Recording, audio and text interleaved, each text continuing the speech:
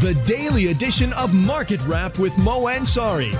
Brought to you by Compact Asset Management. Providing proactive portfolio management and world-class wealth management solutions. Hello, everyone, and welcome to Market Wrap. I'm Mo Ansari, president of Compact Asset Management, and you're tuned in as you've been doing so for 2 decades now. And as always, you can call in, and I will be more than happy to share with you my 33 years of trading experience. But for the next few minutes, hold your calls, because I'm going to talk a little bit about real estate. As you know, I'm not a real estate expert, but I do have somebody who knows a lot more about it than I do, and that is Richard Green. He's the director of the Lust Center for Real Estate at the Lust Chair in Real Estate at USC's Marshall School of Business. In addition to his extensive academic career in real estate and economic studies, Dr. Green was the principal economist and director of the policy analysis at Freddie Mac. Among his research interests, Dr. Green focuses on housing markets, housing policy, tax policy, housing finance, and urban growth. Dr. Green, welcome back to Market Wrap. Let's talk a little bit about real estate. Where do you think, if I'd like to get a sense of where we are overall in the housing market? Have we bottomed? Are we moving up? Or is it more to come on the downside? Yeah, I think we're kind of bumping along at bottom. I don't think in many markets we'll see big price declines anymore, and we now haven't for a little while, and I think we're going to stay that way. I don't expect to see a sharp upturn anytime soon either, but we have reached a place where prices are sufficiently low that people can afford to buy houses. That if you look at the price of houses relative to their replacement costs, they're pretty low, and so I don't expect to see any big declines, but I don't expect to see a big uptick either. So you don't expect a big uptick, but no downtick, so you think we're bumping along the bottom. So it would be somebody who's going to buy a house that they're going to live in for 5, 6, 7 years or longer. This would be one of the best times to buy. Yeah, I think it is a good time to buy it. I think, the advice I give people on buying a house is the advice I've always given people is, first of all, do you like the house? Second, are you going to live there a long time? And third, can you afford it? And in particular, can you afford it with a 30-year fixed-rate mortgage? And if all those things are true, then just treat it as a consumption good. When you buy a BMW, you don't think of it as an investment. You buy it because you like it, you want to drive it, and if you're fortunate enough to have the income for it, you can afford it. Right. And if people thought about houses that way, they would avoid a whole lot of trouble.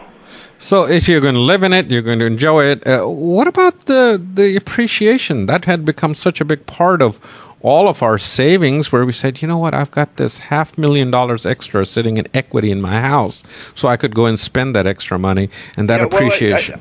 I think it's always a mistake to think of it that way, because in the first place, if house prices do go up in value, well, you do have to live somewhere. So it's very hard to cash out of it until you reach a point where maybe you're going to retire and move from a city that's expensive to one that's less expensive. You're really trading from one house to another in the same market. It just doesn't help very much. The way housing is a savings mechanism is if you have a self-amortizing mortgage, ultimately in 20 years and 30 years, you have a lot of savings just because you don't have any debt on your house anymore. And an interesting difference between my parents' generation and my generation. Do you think the return in equity prices or in real estate prices similar to what we saw between 1989 and 1991 when we saw the last real estate recession took us about 10 years to get back to the same value? Do you think it will take 10 or maybe even longer because the bubble was much larger this time around? Well, it depends on what market you're in, of course. So if you're in a place like Dallas or Houston where values didn't go up all that much in the first place, it's not going to take that long. But there are other places, and in particularly in my home state of California, where, maybe not in my lifetime will we see values return to where they were at the peak of 2005. So you don't think Southern California, I'm sitting right here in Irvine right now, in Orange County, we're not going to see the prices we saw in 2005 and 6? Well, I think Orange, San Diego, Los Angeles counties, it's different because it's, there isn't a lot of development happening there. You have a very tight supply over the long haul, and there's just a lot of volatility in those markets. So I do think actually it's possible that, particularly in a place like Irvine, you might see a return to those peak values. But you get a little further east of you, get out to Riverside, Corona, Temecula, places like that. There, I think it's going to be a very, very long time. And let's talk a little bit about Phoenix, because of Scottsdale, there's a lot of people tuned in right now that are listening in Phoenix and in Scottsdale. Dr. Green, what do you think there? Because they went through just a very bad crunch in prices, just like Las Vegas did and Florida did. What does it look like there, and what are we looking at over there? Yeah, well, it's values got out of control in Phoenix, and so did home building. To me, there were people who started talking about the bubble around 2002, and I wasn't sold on there being a housing bubble then. And I'm actually still not sold on the idea that prices were really that out of whack in 2002. But 2005, that's the year that we saw Phoenix and Las Vegas prices just rise astonishingly rapidly, and I was scratching my head and wondering what was going on, because again, you think of the Phoenix area, it's very sprawly. There's no particular place that is central. That's a big job center. And, the desert just goes out forever. So, what is it to constrain development such that prices would go up like that? Scottsdale may be an example. An exception. I don't know Phoenix well enough to make any strong statement about it. But of course, Scottsdale is materially different from the rest of the area. Dr. Green, let's take a little bit. That was expected. What about Fannie and Freddie Mac? I mean, they've requested additional funding to keep them afloat. What is your take on this issue, given everything we've gone through with the financial crisis?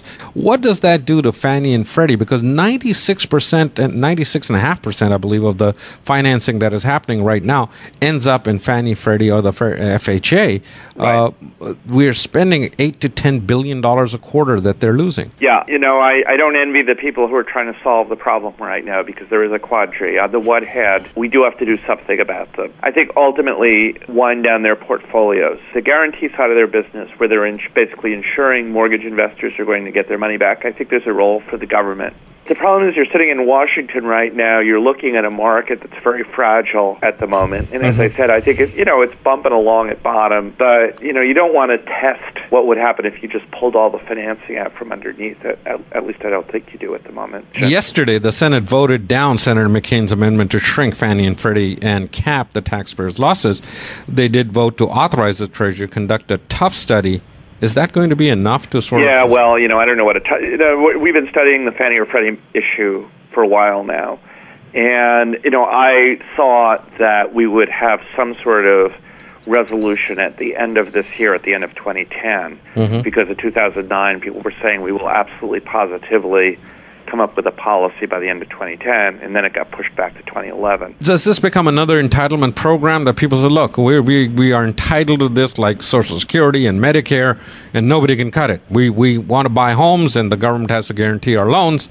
So it's another entitlement that it's become, because they've got $5.5 trillion on their balance sheet, and no one knows how much of that is really going bad. They're saying less of it is going bad now than it was last year. Is this really become a political hot potato now rather than an economic question? Yeah, it is, and that is the problem when one of the issues I had with the idea of nationalizing banks. I mean, I understood the motivation behind it, but you'll get into what I call the Amtrak problem, right? Which is, as soon as you have something that benefits more than 218 congressmen, it's very hard to get rid of it, right? And we did make a first step, which is the Fed stopped buying mortgage-backed securities at the end of March. Right. I think the next step is you say, okay, we're no longer going to allow Fannie and Freddie to hold these mortgages themselves. They're going to have to find investors, but we will guarantee them. Okay. But at least that gets rid of the interest rate risk that the taxpayer is on the hook for right now. And you see how it goes. But I probably would do damage to a nascent recovery in the housing market. So as much as I would like to say, let's just, cut off the limb and be done with it, I think it's naive to think that would work under current circumstances. Dr. Green, I want to thank you for taking the time out of your busy schedule and sharing your thoughts with us about real estate, because it is such an important part of the economy, and so many people here in Southern California, Northern California, Arizona that are tuned in right now, in Seattle and San Francisco. It is a big part of the amount of money that they have, so it gives us an idea where we are right now. Thank you again for being with us today on the show. My pleasure, as always. That's Dr. Richard Green. He's the director of the Luss Center for Real Estate at USC's Marshall School of Business.